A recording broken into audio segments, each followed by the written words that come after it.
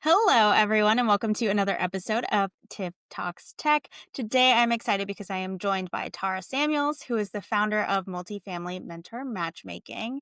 And today, we're going to be talking about how mentorship, it's not just a perk and a nice to have, but it's really can be used as a retention strategy. So, really, before we dig into the topic, Tara, I would love if you could just give me your brief background about your experience in multifamily and kind of how you got here today. Yeah. Well, isn't it funny how your podcast name is Triple T and then I'm Triple M, right? It's I like, know.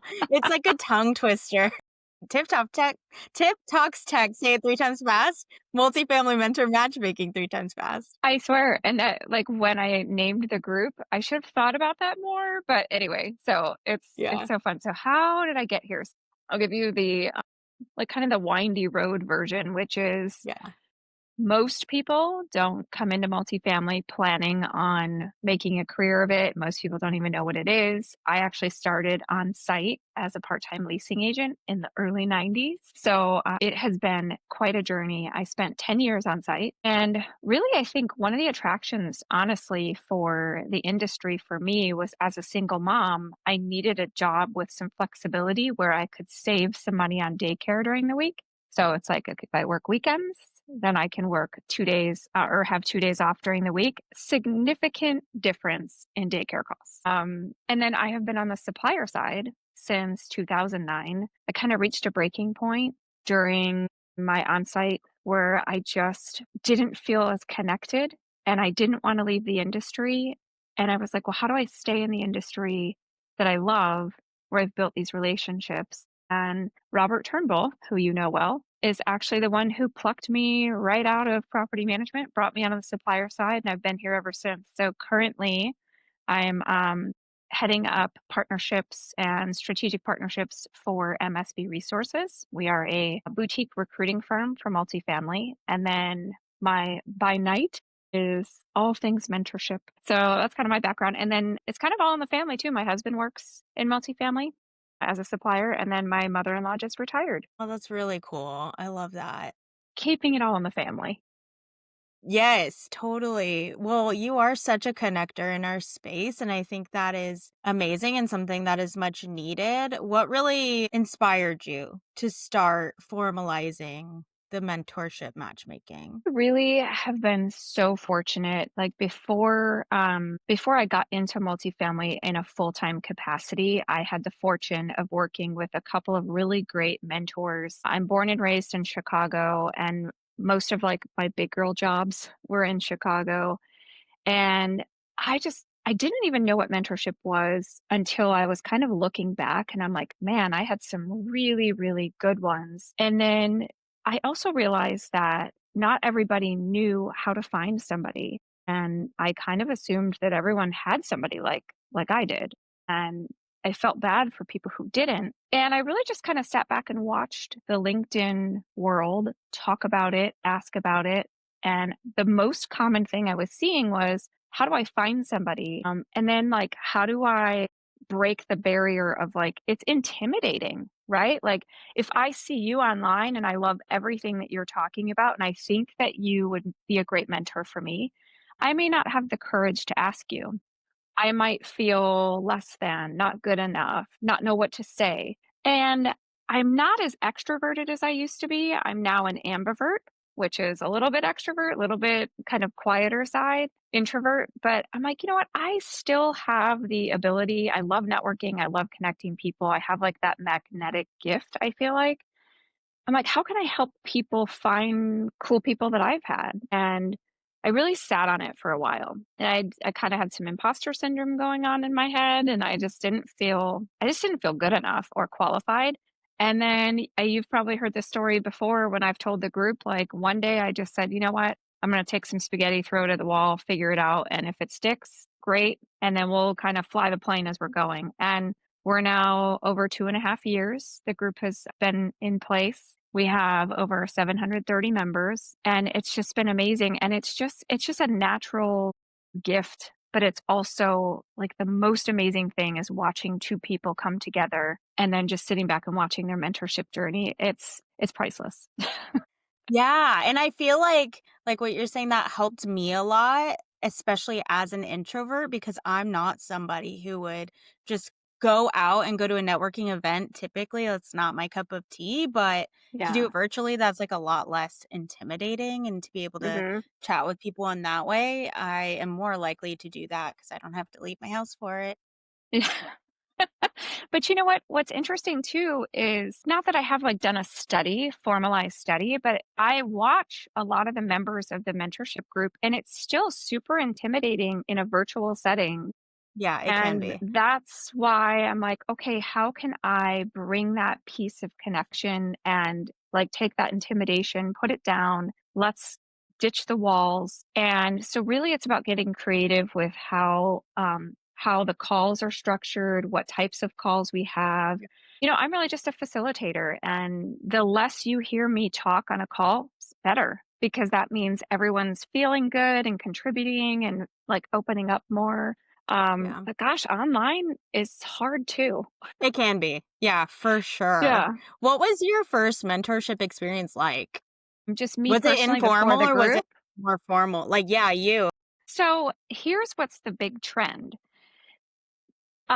When I think about Pam, who was my very first mentor, well, no, sorry. Mike was my very first mentor. And then he was at a real estate auction company. And then Pam, a couple of years later, was at an ad agency. And these are two people that I technically reported to. It wasn't honestly until years later that I realized that how they were coaching me and really showing me the ropes and seeing my potential and pushing me. I never knew I just assumed that that's what a boss or a leader did. But then as I kind of progressed in my career and my maturity and more self awareness, I was like, wait a minute, they're actually mentoring me. So I never specifically had like the assigned title mentor mentee with Pam or Mike, but I was like, listen, y'all are my mentor. And we all kept in touch after I grew in my career and then entered multifamily because they are not part of the multifamily industry. And so I didn't know.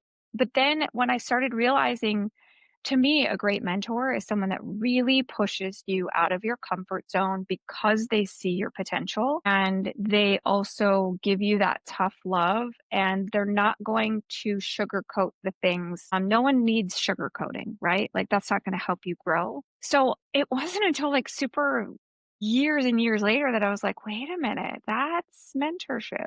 So it was really just because they were doing the right things as a leader that I recognized that the chips fell into place, and that's what it was. Yeah, I feel like that brings up a good point because often mentorship, it can be really uncomfortable. And I Mhm, think back to like my first experience, and I always thought it was a previous boss of mine. And I was like, why is she telling me to do all these things that I don't want to do, that I don't feel comfortable doing? And it really did push me in the best mhm. of ways. And I'm so grateful for it that they did Yeah, push me. So I think that's such a great point, that it's not always yeah. super easy and fuzzy and cuddles.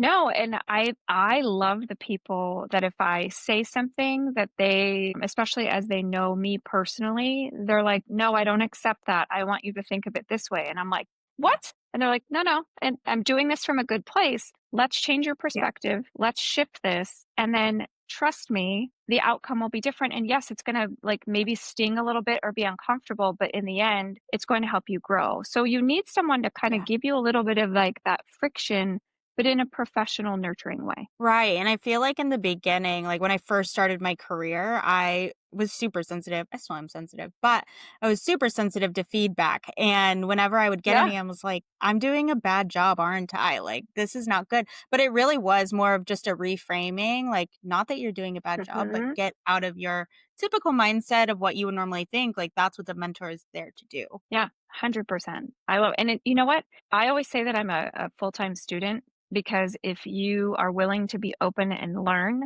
then Yeah. that is the best way to receive a great mentor, and flourish in that relationship. If you're more closed off, like, "I know it all," then you've got some more internal work to do, I feel like. So I know, like, when people hear the word mentorship, we often think of something very formal, but I think, like, with you and I, it was pretty informal in the beginning, and I know we've probably had both experiences. But how do you define mentorship and how do you help others see the value of it? Well, I think it's recognizing that there is no like straight formal definition. Yes, there's one in the dictionary, but it's really, it can take on so many different meanings. It's very like chameleon if you think about it, because one trend that I'm seeing a lot of is silent mentorship.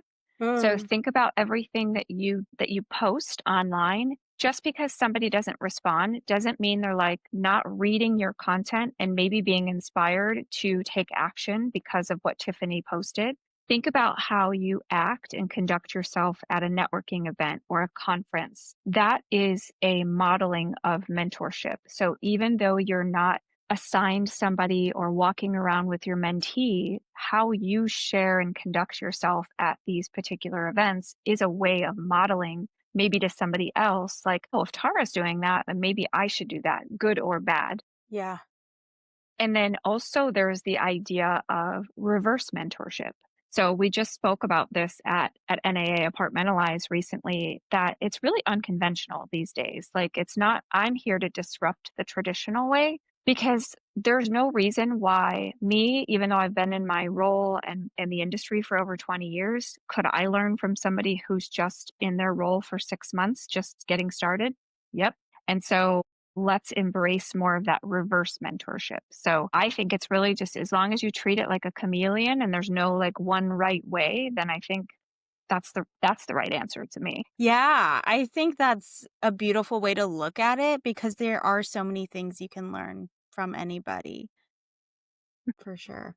Yeah, and then think about too, like it used to be taboo for a supplier partner to maybe be paired up with someone who works on the property management side of our business. I'm very sensitive to that. So like if somebody wants to be paired and they are a supplier owner manager, I say like, hey, just to make sure you're not trying to sell your widget or your service, you treat this as a true mentorship relationship, but there's no reason why both sides of the industry can't learn from one another. So that's another kind Yeah. of disruptive way to think about it. Absolutely. I've been mentoring a girl, her name is Alyssa, and she's amazing. And she's on the operation side of things, and I'm on the supplier side.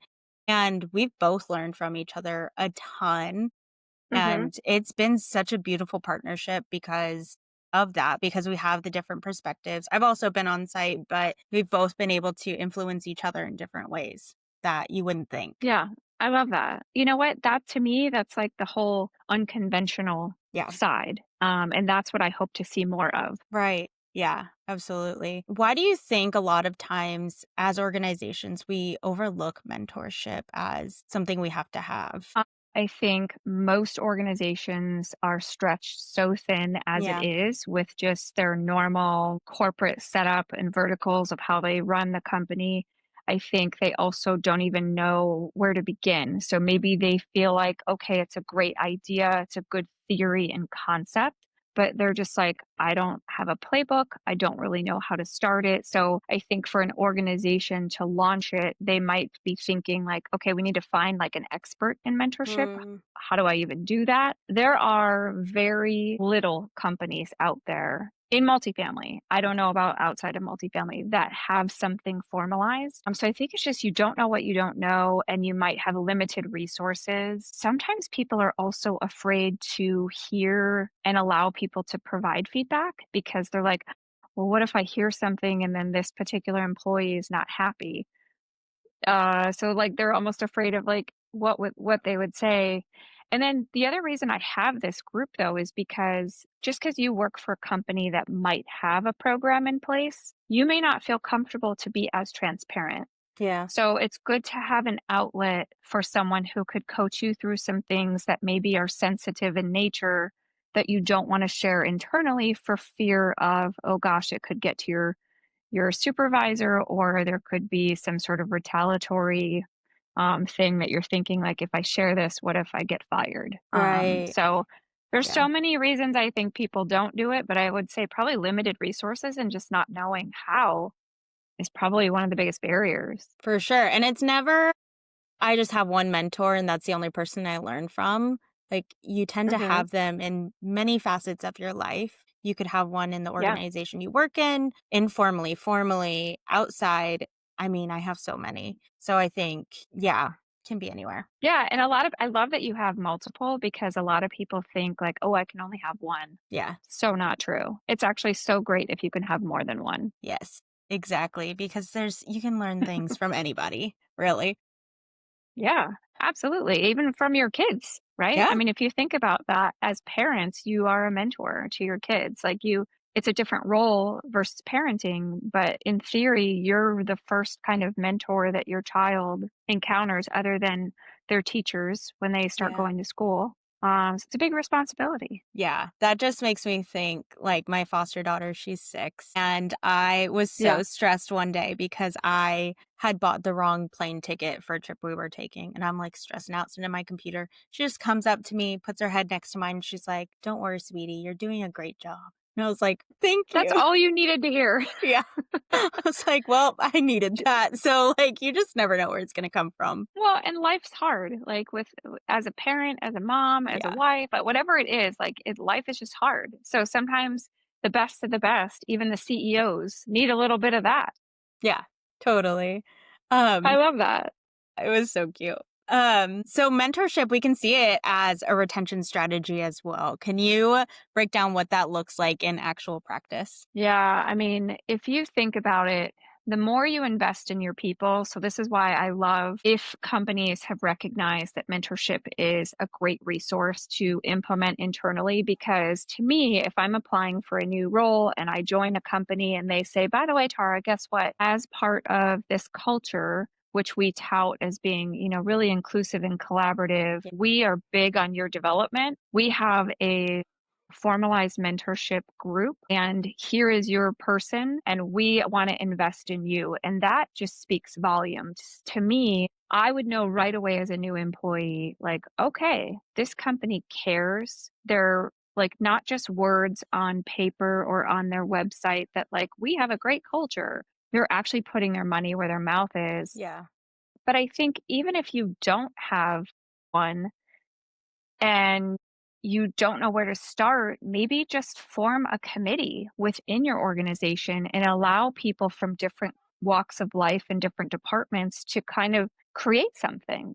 So if you don't have that, but you're a company that touts, hey, we want to hear from you, we want to hear your voice, we want to hear your ideas, and someone is passionate enough, like I am, about mentorship and Yeah. speaks up and raises their hand and is like, I can help create it, that's really all you need. So I think from a retention side of things, companies need to just acknowledge that you don't have to have it perfect. You just have to be open minded to listen to your people and maybe just get something started, get the wheels in motion. And if you already have something, please make sure, and especially since I work for a recruiting firm, we would love to know that the candidates we're placing have that resource available to them. So shout it from the rooftops if you have it. Yeah. Uh, and then also just make sure, like, picking on multifamily, let's say, I was a property manager at one point. I would love to be paired with somebody, let's say, on the maintenance side, because it's an Yeah. area that I don't have expertise in. And then it would allow you to respect the other lines of business and people's profession with a little bit more heart and soul versus just like, oh, well, aren't you just a maintenance person? It's like, no, here's Yeah. so it's almost like walking in each other's shoes too. So I love like kind of that cross pollination. Yeah. I mean, like thinking back to Alyssa and I, like I get so much about my target audience from her. I'm like, "Hey, what's an issue for you? What are you dealing with? Yeah. How do you whatever?" And I'm not trying to sell her anything obviously, but I'm just learning a lot about how the other side is Hmm. operating lately, and it's been such a great value add for me. Yeah, I love it. And I'm sure she's learning so much more about you that maybe she's not even telling you because there's so much of the silent part that happens Yeah. where how you're modeling, even if you're not saying a word, she's learning, she's absorbing that. Yeah, absolutely. And I think it becomes so important in the age of remote working as well, where we are Hmm. not working side by side with people as often. And I think back to my first mentor, I would run into her office and ask her, "Hey, is this email? Do you think it looks good? What do I need to add? Can you Yeah. proofread it?" But I work from home now and I don't do that anymore. So I do think having a formal mentor can be really helpful in those instances because you kind of run ideas past each other. Yeah, well, what people are doing now is we're using ChatGPT as our mentor. Hey, does Mm, this email sound okay? Is it taking, like, AI is becoming kind of that second pair of eyes, but they're never going to have the human touch, yeah, and that human element. No matter how robust and advanced AI becomes, it'll still be nice to have, you and Alyssa being able to bounce things off of one another. for sure.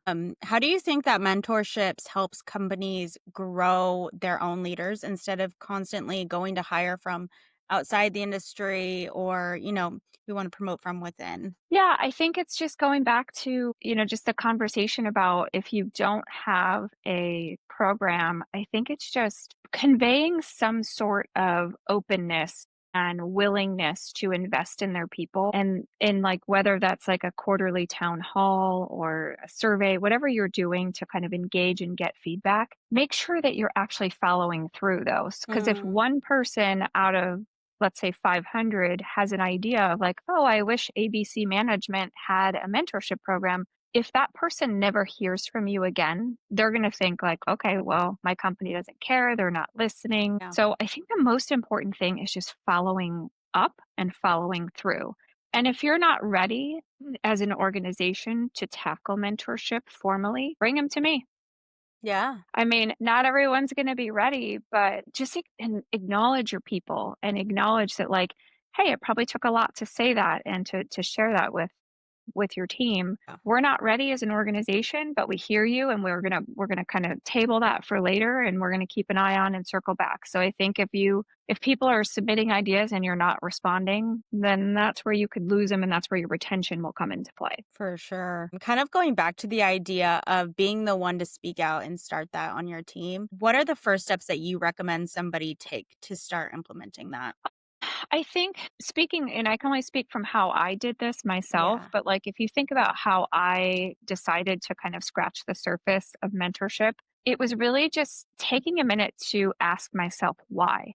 Why do I want to do it? Number Mm, one, is this something that I'm going to be passionate about without an expiration date? And also, is it something that I can be passionate and not be paid for? Like, mm, is it something? So, if you can answer those questions first and kind of just really go internal, then I think it's appropriate to speak up. But if yeah. you speak up and you really don't have, like, that flame for it, then it's like maybe take a minute and reevaluate.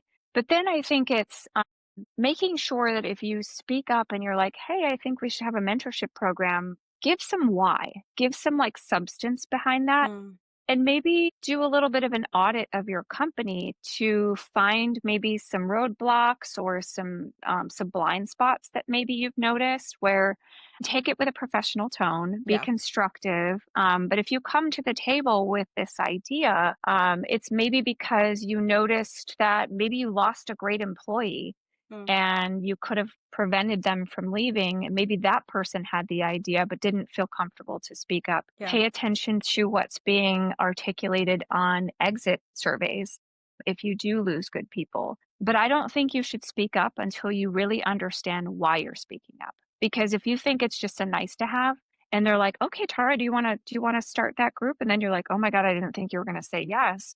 Yeah. Then you've kind of put yourself in, like, a weird Yeah. situation. But I think, to me, I will continue to do this whether I make a dollar on it or not, and Yeah. that tells me it's internal, it's passionate. So as long as you feel that same way, then I think you should speak up. And I would say probably just go to your HR, or if you have, like, a culture or experience officer, those are kind of a trend Yeah. now. Chief people officer, even your Slack channel, like, whatever that looks like. I would Yeah. just suggest doing it that way. But a lot of people forget to ask the why of themselves first, and then, that could be like, huh, okay. And then maybe it's because you're missing something and you need something. I mean, I can't tell you how many projects I've started where I didn't ask myself if this is something that has longevity for myself, something I want to keep doing. And then it just Yeah, falls through because I didn't ask those questions ahead of time. So, I mean, that's such a beautiful point. yeah, yeah. Thank Yeah. you. What do you think goes into a really good match when it comes to matchmaking mentors and mentees?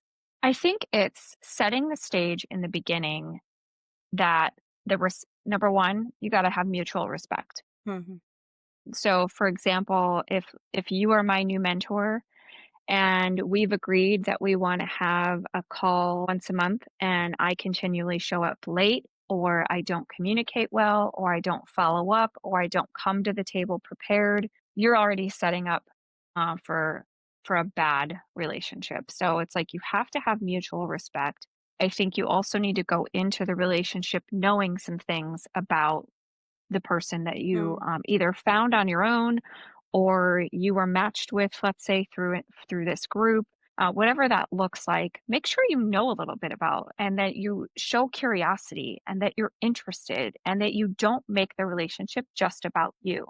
So Mm. even if you're the mentee, you still have a responsibility, in my opinion, to show and make it a two-way street. You're not there to be a vacuum and suck everything out of the mentor. You're there to it should be an even thing, because Yeah. hopefully the mentor is getting something out of it as much as the mentee. And I can't tell you how many times people just kind of like flake and take it for Mm. granted. Do little things that show that you have that continued curiosity, that you have that continued respect. And so if something comes up, which it always does in multifamily, Yeah. um, and I'm paired with you, I could say, Tiffany, I know we're supposed to talk next week at 2 o'clock on Tuesday. My daughter needs me to kind of be wherever. Here's my times that I'm available to reschedule. I take this relationship very seriously. I'm so Yeah. sorry that I have to reschedule. But, so if you kind of go into it treating it almost like a business, that I think is really, really important. And don't forget to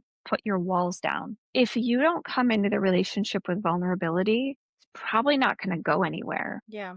So if you are very guarded and you don't really allow the person to get to know you beyond your job title and beyond what you do every day, you should know about them a little bit personally. I'm not Yeah. saying you have to tell your whole life story, but a good mentor and a good mentee should know kind of a little bit of the history of that person Yeah. and what makes Tiffany who Tiffany is today. Yeah. Why are you passionate about foster care? Why are you passionate about marketing? Yeah. Let's dig into that. So I think that curiosity and respect piece, that has to be there. Otherwise, it's just going to go, Yeah, otherwise it's like how are you going to be vulnerable about your career and what you're dealing with and what you need help with if you don't really get to know the other person? yeah. And that's part of the thing too, is like, it shouldn't be so formal that all you're talking about is work. That's Mhm. boring. Yeah. That Yeah. doesn't tell me who Tiffany is. Like, I want to know more about you and how, like, why did you start a podcast? Like if you go in with curiosity and you're like, Yeah. why are you so passionate about tech? Like ask some good questions and go into the relationship with that constant curiosity, because then the person will feel seen and heard and like, Yeah. oh, she cares about me or he cares about me. Right. Yeah, that's one thing I've learned is like people love to talk about themselves and we like to learn. Yeah, So asking other people questions about how they got to where they are, what they're working on, it can be really eye-opening. absolutely. Absolutely. Yeah. I think curiosity is like almost the answer for everything. Curiosity Mm, and vulnerability. yeah, absolutely. What can mentees do to make it successful in the relationship? Like, is there anything else that they can do? I think other than what I just said, I think Yeah. it's really that introspective work of like when you're going into the relationship, think and reflect on why you think you need a mentor. Why now? Maybe what was missing before in your career. So kind of doing an audit, like we talked about Yeah. an audit before, but doing that audit of like your journey, and it could be something that maybe happened in middle school or like in high school when you first start really getting into the workforce, where you recognize, like, huh, if I would have had a little bit more guidance aside from like my parents and teachers, maybe I would have gone this way instead of this way. Or if you're someone that always likes to take kind of the road less traveled, which is my husband's theme, why? Like, Yeah. why is that? Why? What is that about? Learn if you're more creative, then, like, for example, I'm a very creative person. I don't love numbers. I don't love spreadsheets. And so to me, a natural thing is, oh, let me stay with another creative person. No, because that's not really going to help me grow. It's nice to have that, and it's okay to have a mentor with that. But why don't you go find someone who is maybe going to get you into that scary zone Yeah. and come into like pairing me with like an asset manager. I'd be so scared out of my mind because I don't know anything Yeah. about it. But that curiosity and that willingness to be like, hey, I want to learn more about you. And the reason I want Yeah. to is because, so look for things that can help you be more well rounded, but always come in with why. Because if they Yeah. challenge you and ask and you're like, "I don't know," then they're gonna be like, "Well, maybe you're not taking this so seriously, or maybe you really haven't Yeah. thought about it that much, and I'd prefer you come back to the table when you're a little bit more serious." Yeah. So some sort of an audit, I think, on yourself is just gonna be and always read. Read books. Like, yes, it's Yeah. cool to have, like, your fantasy romance and, like, your fun kind of books, but like, what are you doing to professionally develop your mind? What sort of like discovery tools, if you don't like to read books, podcasts, you should always be learning. And so, what does that look like? And so, that mentee should kind of come in, maybe if they don't Yeah. know how to start or don't know where to go, ask like, hey, what's the best book you read? What should I be reading? Who Yeah. should I be following? Who should I be listening to? Yeah, I have a mentee I'm working with right now. Her name is Mariana, and she, oh my gosh, she comes prepared every time we meet. Like, she has 3 Yeah. questions that are top of mind, and I'm like, "Oh, thank goodness, because I didn't know what we were gonna talk about today." Like, she's always prepared, even when Yeah. I'm not, and I'm like, "Oh, okay, great. This is a great thing for us to talk about." So, I think as mentees, it is important to show up ready and thinking about what you wanna Hmm. learn. But on that note, what do you think? Like, a lot of times people get paired up and they don't really know where to begin. Like, what are some things you recommend going over in maybe a mentorship session? Like you said, reading a book, you could read a book together, but are there other things that you think make for a good relationship in that sense? I like to think about it. Well, it's funny because it's something I want to put together as a resource for the group, which I haven't yet. But Yeah. if you think about it, like I think the easiest way is to take a recipe. I love to cook. If you take a recipe and you're like, okay, I'm going to make a German chocolate cake, and you Yeah. know all of the ingredients that are going to get you there, but you know that like, okay, I forgot to toast the coconut, so the outcome's going to be different, or I put the Mhm. dry before the wet, and that's going to be different. Like, if you just kind of back into it, or said another way, look at your LinkedIn profile, your own LinkedIn profile, and your about section. Look at what you wrote. Is it just about like your job? Is it just about personal? Is it a nice blend? If you think about if you were on a dating site or the last time you were dating before you got with your significant other, think about what you do on a first date. So you don't want to bring up the yucky baggage right away. You Yeah. don't want to be bringing in like your whole trauma. So think of it from like just the reason I said the recipe is because go step by step. Don't try Mm. to just get to the end right away. Look at this as like a journey and think about the fact that with Yeah. dating, which is just like mentorship, you may not be paired with a good mentor or mentee. No hard feelings, but maybe you just don't vibe. Like Right. there's just no gel, and that's okay. But think about like if you walk right into a first date and you're telling me about all this stuff and your baggage and your trauma, and I might be like, "Woof, Yeah. okay." If you start bad mouthing past leaders and past companies, then it's going to set a negative tone. But if you just go in with a couple of questions about what you think your next journey looks like, Yeah. what you want to get out of the relationship, like have some goals in mind, but then throw in some fun things like, hey, I'm a Capricorn. And what that means is I'm a workaholic and I probably need to work on my balance. Need to learn to say no more. Throw in a few fun things like, hey, I'm obsessed with pizza, whatever, or Yeah. like your favorite music. So strike a balance, but maybe have like a little 6 to 10 questions already kind of there. It's okay to have it with you and be like, you know what, I'm a little nervous. I wasn't really Yeah. sure how to do this. And so here's a couple of things. But just remember, it's like dating. So, like, take a breath, but also show up to it professional Yeah. and treat it like you would. Don't show up like you just rolled out of bed and didn't think about it. You know what I mean? Yeah. Yeah, that's always something I really admire. It's like when somebody is prepared in that sense, I think it's better to be over prepared than under prepared in my opinion. So to have that is really great. Yeah, and I think also being vocal to identify things. Like, for example, if someone says, hey, you know what? I saw that article you wrote a year or so ago about networking tips, and I loved number two. I want to learn more about that. Like it shows the Mm, person like you did a little research and that you respect their point of view, you respect some of the tools that they're providing to the industry, and it immediately puts that other person on a pedestal. But then it's so like again, do your research. Go find I mean, think about dating. Like what are we yeah, doing? We're looking on Facebook, Instagram, all these places to be like, what right. kind of person is this? Yeah. But just, like, have respect for the fact, like, what they've already done and what they bring to the table, and, man, if somebody showed up to the relationship like that for me, I'd be like, "I'm impressed." Yeah, absolutely. So if people want to get involved with multifamily mentor matchmaking, where would you recommend they go to get started? Yeah, so we're at a really cool time. Over the last couple of years, the group was just a Google spreadsheet and us on calls, and Yeah.